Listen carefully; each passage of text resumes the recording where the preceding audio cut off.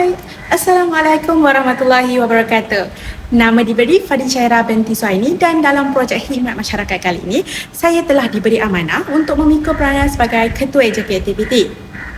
Program kami yang bertajuk How Explore Mid Progression telah dijalankan dengan jayanya bertempat di Fakulti Pendidikan Teknikal dan Vokasional UTHM.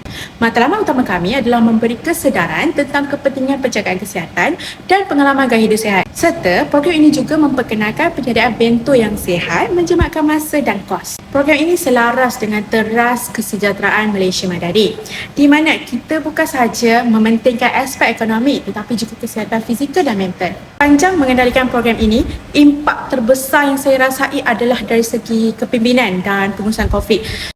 Sebagai Ketua Aktiviti, saya belajar memimpin pasukan dan menguruskan kerjasama antara ahli kumpulan secara profesional bagi memastikan objektif program ini tercapai.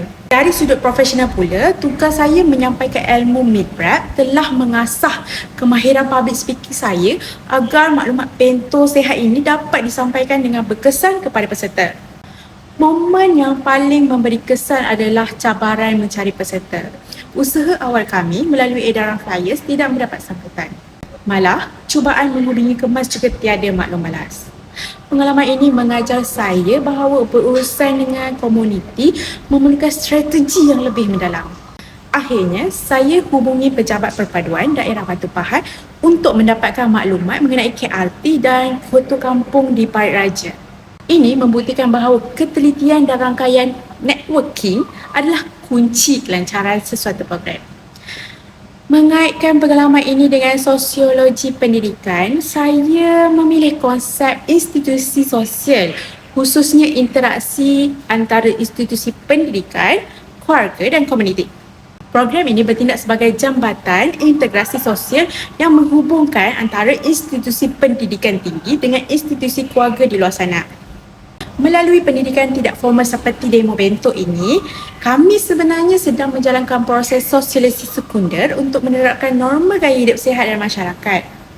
Idea membuat program berasaskan bento ini mencerminkan nilai ihsan di mana kita peduli terhadap kekangan masa golongan pekerja yang sibuk dan cuba menawarkan solusi yang mampu meningkatkan kualiti hidup mereka melalui penyediaan makanan sihat. Oleh itu, saya mencadangkan agar setiap institusi TVET berfungsi sebagai hub kemahiran komuniti. Ini bukan sahaja menjana pendapatan tambahan, malah menjadi pemangkin kepada mobiliti sosial bagi ahli komuniti untuk meningkatkan taraf ekonomi keluarga mereka. Secara tidak langsung, ini dapat membina masyarakat yang bukan sahaja sihat, malah lebih proaktif dan berdaya saing. Sebagai kesimpulan, ilmu kemahiran atau hard skill tidak akan memberi makna tanpa disertai dengan empati dan soft skill yang mantap. Pengalaman berurusan dengan pemimpin setempat telah mematangkan pandangan saya terhadap masyarakat.